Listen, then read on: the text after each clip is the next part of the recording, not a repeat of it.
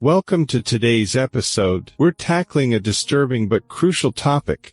Peruvian police have successfully rescued 123 women from a massive human trafficking ring operated by a Venezuelan criminal syndicate. This isn't just a one-time bust.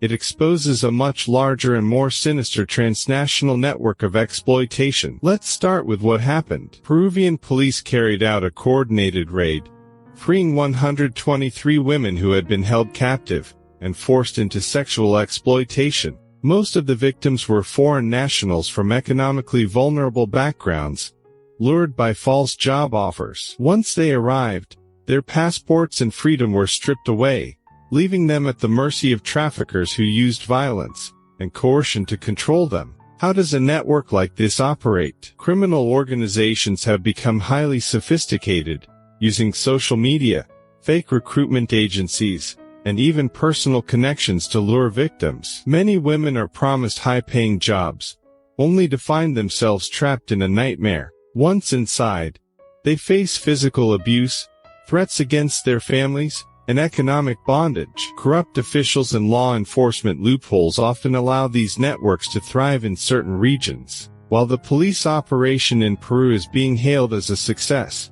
does this mean the problem is solved? Not even close. Breaking up one operation does not dismantle the entire system. These organizations adapt quickly, setting up shop elsewhere, and using even more covert methods to evade authorities. Now, let's look at both sides of the argument. Supporters of the raid argue that it sends a strong message to criminal organizations and demonstrates the government's commitment to combating human trafficking. The operation directly protected 123 women from further exploitation and could serve as a deterrent to other networks. There's also hope that this case will encourage more countries in the region to work together to fight trafficking. Critics, however, point out that such police actions, while effective in the short term, fail to address the root causes. Human trafficking thrives in conditions of poverty, weak law enforcement, and political instability. As long as economic desperation exists,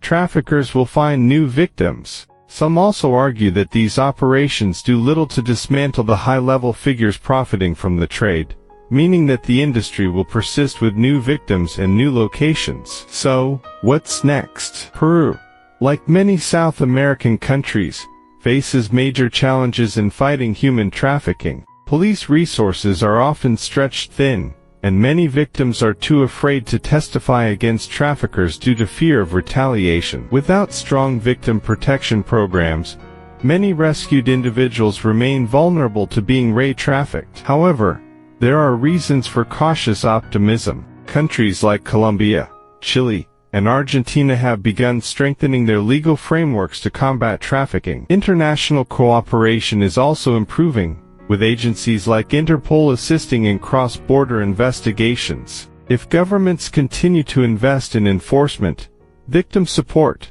and public awareness campaigns, we may see more effective crackdowns on these criminal enterprises. First, awareness is key. Many victims fall prey to traffickers because they don't recognize the warning signs. Educating people about common recruitment scams can help reduce victimization. Governments also need to address the economic conditions that make people vulnerable in the first place by creating more job opportunities and improving social services. Most importantly, international collaboration is essential. Human trafficking is a global problem, and tackling it requires coordinated efforts between nations. Strengthening border security, sharing intelligence, and enforcing stricter penalties on traffickers are all steps in the right direction. What do you think about this case? How can we better combat human trafficking? Let us know your thoughts in the comments. Don't forget to like, subscribe, and turn on notifications for more in-depth discussions on global issues. See you next time.